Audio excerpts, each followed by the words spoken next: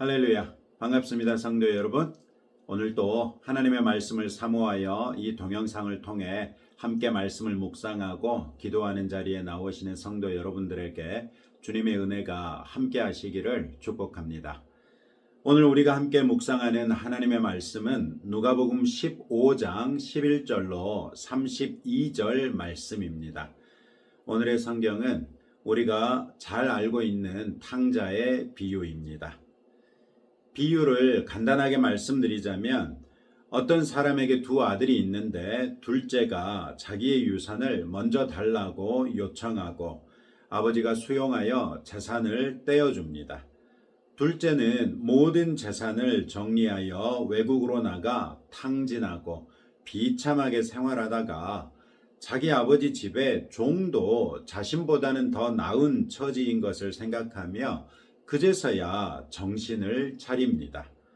그는 아버지에게 돌아와 종 중에 하나로 받아주실 것을 요청하지만 아버지는 둘째 아들의 모든 권리를 완벽하게 회복시키시며 큰 잔치를 베풉니다.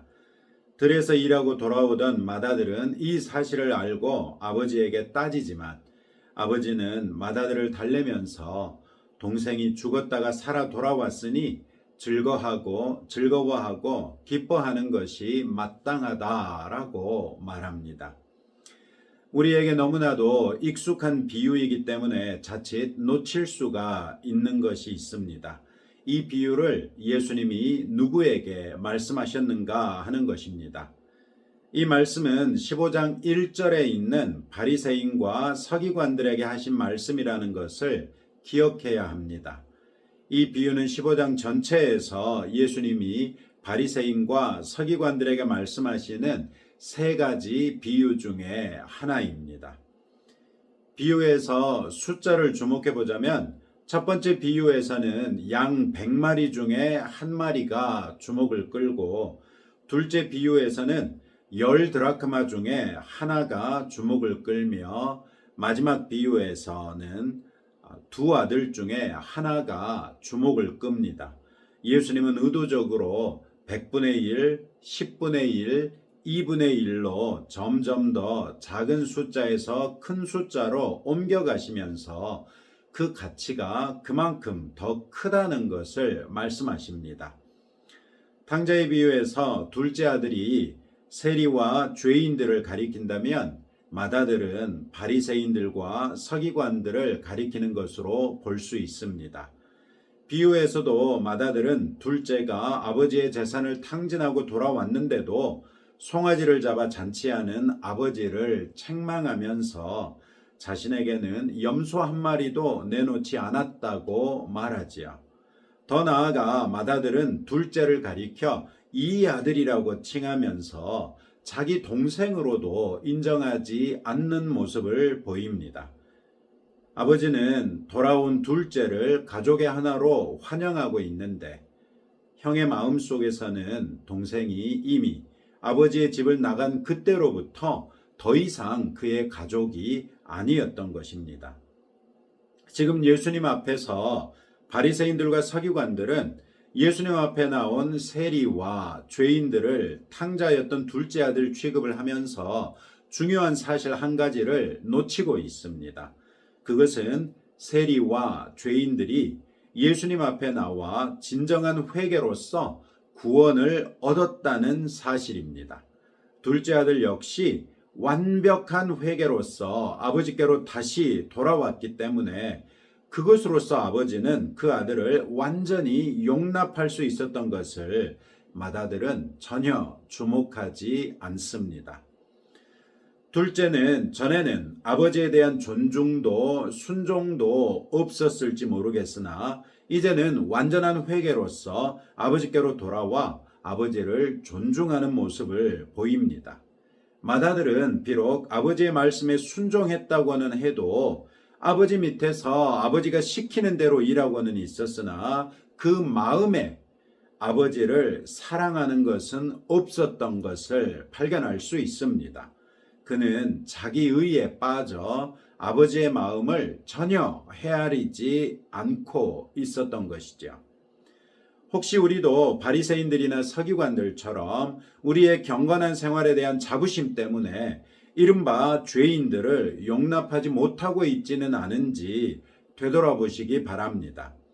오늘의 비유에서 아버지를 공경하는 아들은 아버지의 마음을 헤아리는 사람이라는 것을 알 수 있습니다. 우리의 영원한 아버지 되신 하나님의 마음을 헤아려 보시지 않겠습니까?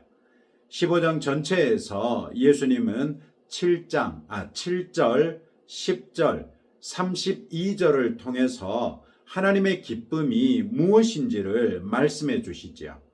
잃었고 죽었던 아들이 되돌아오는 것이야말로 하나님 아버지의 가장 큰 기쁨이라는 것을 아시기 바랍니다.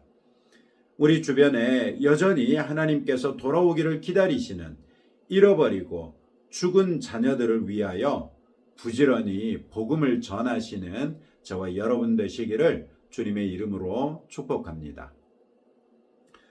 둘째 아들은 모든 것을 탕진하고 주염 열매마저도 먹을 수 없게 되고서야 비로소 제정신을 차립니다. 그는 내가 하늘과 아버지께 죄를 지었사오니 라고 18절에서 고백하지요. 여기에서 하늘은 하나님을 가리킬 것입니다. 예수님은 이 비유에서 바로 이 구절을 통하여 아버지의 마음이 곧 하나님의 마음이다 라는 것을 우리에게 가르쳐 주십니다. 둘째 아들이 구체적으로 무슨 죄를 지었습니까? 그는 첫째로 자기 것이 아닌 아버지의 재산을 자기 것으로 생각하고 달라고 했습니다. 유산은 아버지의 죽음 이후에나 자기 것이 되는 것이며 아버지가 살아계신 동안에는 아버지의 것이지요. 둘째 아들은 자신의 탐욕과 아버지를 벗어나고자 하는 욕구로 인하여 자신의 것이 아닌 아버지의 것을 탐했습니다. 둘째로 그는 아버지를 벗어나고자 했습니다. 아버지를 벗어나 자유롭고 자신을 만족시키는 생활을 할 수 있을 것으로 생각했던 것이죠. 그러나 그의 종말은 자유를 박탈당한 종이면서도 고른 배를 채울 수조차 없는 완전한 불만족으로 가득 찬 삶이었습니다. 셋째로 그는 아버지의 명예를 실추시켰습니다. 부유하고 자유로웠던 아들이 이방 나라에서 종이 되어 비참한 신세로 전락한 것 자체가 자기 아버지의 명예를 실추시킨 것이지요. 둘째 아들의 처지를 영적인 안목으로 보자면 그는 자기의 욕심을 쫓아 죄인의 삶을 살았던 사람입니다. 지금 예수님 앞에 나왔던 세리들과 죄인들의 삶이 그러했지요. 그들은 자기의 욕심을 쫓아 하나님 아버지를 떠났습니다. 하나님의 말씀으로부터 자유롭게 자신들이 원하는 대로 살고자 했던 것입니다. 그 결과 그들은 죄의 노예가 되어서 죄책에 매인 삶을 살면서 오히려 비참한 처지를 깨닫게 된 것입니다. 그들의 그런 모습은 그들을 택하시고 자녀 삼으셨던 하나님의 명예를 심각하게 실추시킨 것이지요. 그랬던 그들이 예수님의 복음을 듣고 예수님께로 나왔습니다. 그들이 예수님께 나온 행위 자체가 자신들의 처지로부터의 변화를 갈구하는 모습이었습니다. 그들은 삭개오가 그랬던 것처럼 마태가 그랬던 것처럼 예수님을 만나고서 자신들의 문제, 곧 죄의 문제를 해결하고 다시 거룩하고 경건하며 자유인이 될 수 있었던 것입니다. 오직 예수님만이 우리의 죄의 문제를 해결하시고 우리에게 참 자유를 주실 수 있는 분이십니다. 주저하지 말고 예수님께 나아가시기 바랍니다.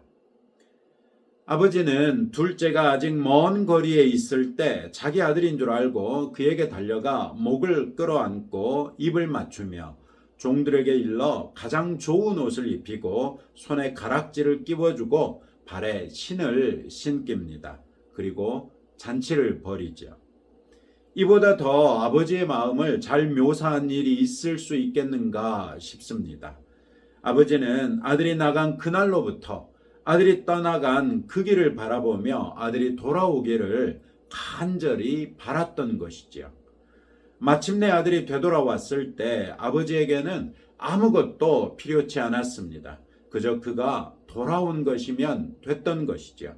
아버지는 아들의 목을 끌어안고 입을 맞춤으로써 그를 평안히 용납했습니다. 옷을 입히고 가락지를 끼워줌으로써 그의 아들로서의 모든 권리를 회복시켰습니다. 그에게 신발을 신김으로써 자유인의 신분을 회복시켰습니다. 그리고 잔치를 통해 모인 모든 사람들에게 둘째 아들이 내 아들로서의 신분과 모든 권리를 회복했다는 것을 선언한 것이지요. 이 아버지의 기쁨은 예수님이 7절에서 말씀하신 하늘 아버지의 기쁨과 같고 10절에서 말씀하신 하나님과 하나님의 사자들의 기쁨과 같은 그런 기쁨이었습니다. 죽었다가 살아난 아들에 대한 기쁨이었던 것이죠. 하나님께서는 우리를 이 사랑으로서 사랑하십니다. 죄로 죽었던 우리를 예수 그리스도의 보혈로서 다시 살리시고 그로써 더할 나위 없는 기쁨을 누리시는 것입니다.